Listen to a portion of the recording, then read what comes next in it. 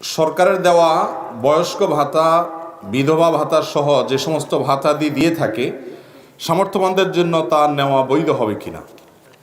প্রথম কথা হলো, সরকারের তরফ থেকে বা রাষ্ট্রের তরফ থেকে যদি কোনো ভাতা দেয়া হয় কোনো নাগরিককে, কোনো সুযোগ সুবিধা দেয়া হয় বিশেষ কোনো কারণে, তাহলে সেটা নেওয়া কোনো নাজায়েজ বা গুনাহের বিষয় না, সেটা সম্পূর্ণ হালাল হবে ইনশাআল্লাহ। তবে শর্ত হলো, যেই শর্ত দেয়া হবে সেই শর্তগুলো পূরণ করতে হবে।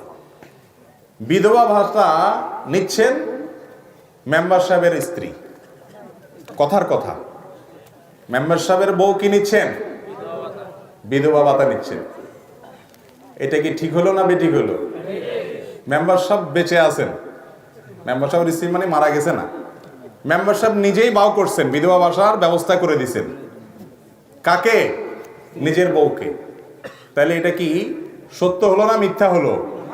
এর চেয়ে বড় মিথ্যা আছে আল্লাহর জমিনে? স্পষ্ট মিথ্যা। তো এরকম মিথ্যা কথা বলে যদি কেউ ভাতা নেয়, সুযোগ সুবিধা নেয়, সেটা কি হবে না? জায়েজ। আপনার পরিচিত লোকজন আছে, চেয়ারম্যান সাহেবের সাথে দোস্তি আছে, কমিশনার সাহেবের সাথে সম্পর্ক আছে, মেম্বার সাহেব আপনার দুলাভাই লাগে, এই জন্য ওই চান্সে যদি আপনি এই সমস্ত অন্যায় সুবিধা নেন, তাহলে সেক্ষেত্রে এগুলো নেওয়া কি হবে? হারাম হবে। ফরমে যেই তথ্য দেওয়ার কথা আছে সেখানে মিথ্যা তথ্য দিয়ে যদি আপনি নেন, তাহলে সেটা আপনার জন্য জায়েজ হবে না। আর যদি যে শর্ত দেওয়া আছে তার সবগুলো আপনার মধ্যে থাকে, সেই হিসাবে আপনি আবেদন করে পান, তাহলে সেটা নেওয়াতে কোনো অসুবিধা নাই।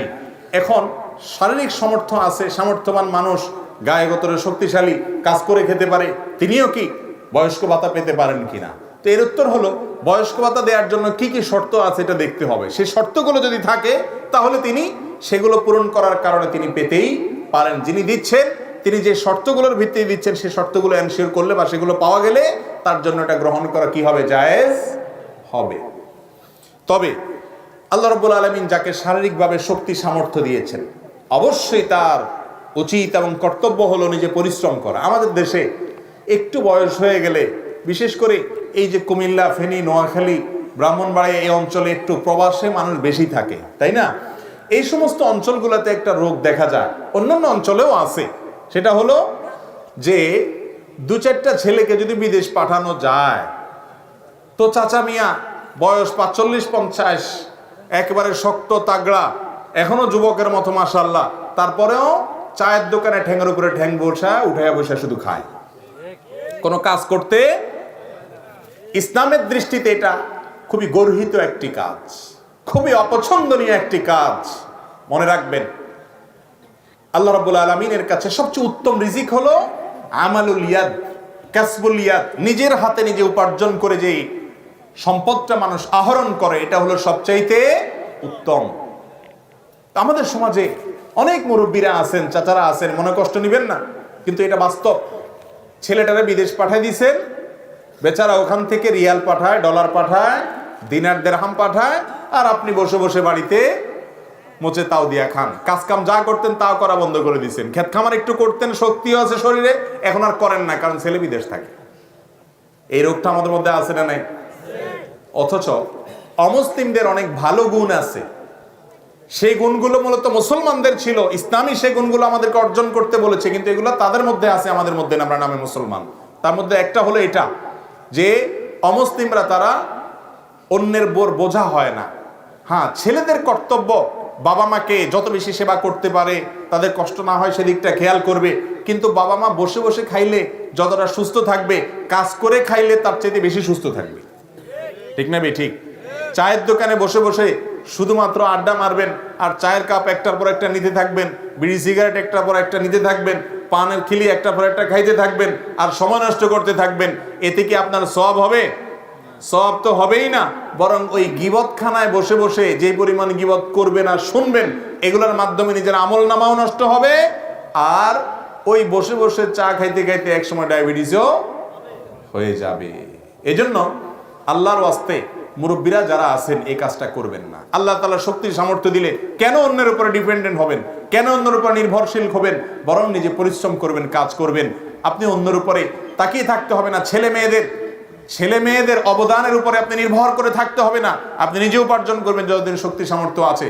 আপনি চলে যান ইউরোপ আমেরিকাতে, তাদেরকে আমরা অনেক কাজের সমালোচনা করি, কিন্তু তাদের বহু গুণ আছে, সেগুলো আমরা কেন গ্রহণ করি না? তাদের একটা গুণ হলো তাদের বৃদ্ধারা, বয়স্ক মহিলারা পর্যন্ত কাজ করে, বয়স্ক পুরুষরাও কাজ করে। যদিও তাদের সেই কাজ করার একটা বিশেষ কারণ হলো সেখানে কেউ কারণ না, এই জন্য বাধ্য হয়ে কাজ করা লাগে। ছেলে মেয়েরা যখন প্রাপ্তবয়স্ক হয়ে যায়, ইয়ানফসি সবাই যার যার ধান্দা আছে, কে কার খোঁজ খবর নেয়, বেশিরভাগই এটা তাদের কালচার। আমাদের কালচারটা সেরকম নয়। তারপরেও নিঃসন্দেহে যতক্ষণ শক্তি সামর্থ্য আছে কাজ করা ভালো। এজন্য কোনো মানুষ বয়স্ক ভাতা নেওয়ার সুযোগ আছে, কিন্তু তার শরীরে সক্ষমতাও আছে, তিনি চাইলে ব্যবসা বাণিজ্য কাজ কর্ম ক্ষেত খামার করতে পারেন, অবশ্যই তার জন্য বয়স্ক ভাতা নেওয়ার চাইতে নিজে পরিশ্রম করে কাজ করে উপার্জন করা শতগুণ হাজার গুণ উত্তম। ঠিক না ঠিক? কিন্তু না, আমরা অলস হইতে পছন্দ করি। মুসলমান কখনো কি হতে পারে না? অলস হতে। আমার নবী করিম সাল্লাল্লাহু আলাইহি ওয়াসাল্লাম দোয়া করতেন, আল্লাহুম্মা ইন্নী আউযু বিকা মিনাল আজজি ওয়াল কাসাল। আল্লাহ, আপনার কাছে আমি আশ্রয় চাই অক্ষমতা থেকে, আপনার কাছে আমি আশ্রয় চাই অলসতা থেকে। অতএব আমরা অলস হব না, কর্মঠ হব ইনশাআল্লাহ। মুরব্বী চাচারা তো বটেই, এমনকি জোয়ান মানুষ যারা আছেন, অনেক যুবক আছে, বড় ভাই আমেরিকায় থাকে, মেজো ভাই কানাডা থাকে, আরেক ভাই উনি দুবাই থাকেন, সৌদি আরব থাকেন, মাসে মাসে ডলার, রিয়াল, দিনার, দিরহাম আসতে থাকে, সেও আর কাজ করে না, টং টং করে ঘুরে। আছে না নেই? কোনো কাজ করতে চায় না, চশমা গ্লাস একটার পর একটা চেঞ্জ করে, মোবাইল সেট একবার কাছ থেকে একটা আবদার করে। আরে যুবক, নিজের হাতে উপার্জন করে পরিশ্রম করে কামাই করার মধ্যে এক ধরনের আনন্দ আছে, তৃপ্তি আছে, আরেকজনটার ভিতরে সেটা নাই। আর ইসলাম কখনো আমাদেরকে অলস জীবন কাটাতে বলে না। ফাইদা কুদিয়াতিস সালাহ ফান্তাশিরু ফিল আরদ ওয়াবতাগু মিন ফাদলিল্লাহ। আল্লাহ বলেছেন, যখন নামাজ শেষ হয়ে যায় মসজিদে, বের হয়ে পড়ো। বের হয়ে কোথাও যাও? চা দোকানে। আমরা কোথায় যাই? নামাজ শেষ করে চাচা মিয়া কোথায় যায়? চা দোকানে। আল্লাহ কি বলতেছেন? ওয়াবতাগু মিন ফাদলিল্লাহ। ক্ষেত খামারে চলে যাও, দোকানে চলে যাও, চা দোকানে কাজ থাকলে যাইয়েন, সেটা আবার যাওয়া নিষেধ না, কিন্তু ঘুরে ফিরে শুধুমাত্র ওই এক জায়গায় আর কোনো কাজ করেন না, এটা ভালো জিনিস না। অতএব সবাই কর্মঠ হবো ইনশাআল্লাহ।